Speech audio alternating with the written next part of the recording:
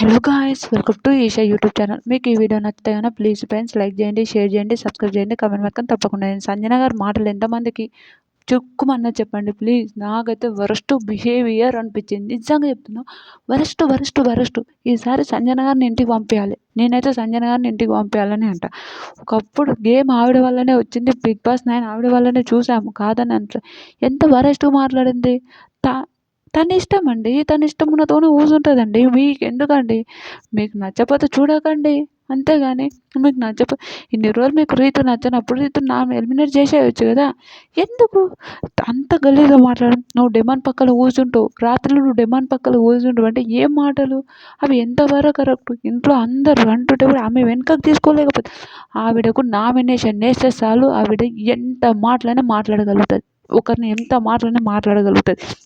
ఎంత worst behaviour. పాపం ఏడుస్తుంటుంది.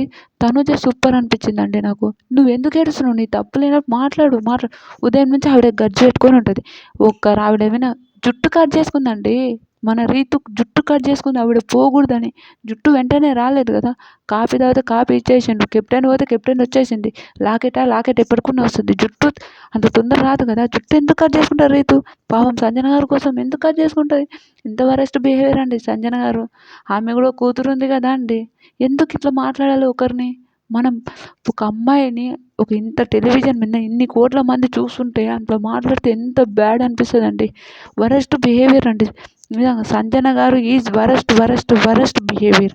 ఎంత వరస్ట్ బిహేవియర్ నా జీవితంలో నేను చూడను కూడా చూడను. ఇంత వరస్ట్ బిహేవియర్ ఎందుకండి సంజన గారు? మీకు టూ బ్యాడ్, టూ బ్యాడ్ అండి వరస్ట్ బిహేవియర్. సంజన కూడా ఒక ఆడమ్మానే కదా, ఎందుకు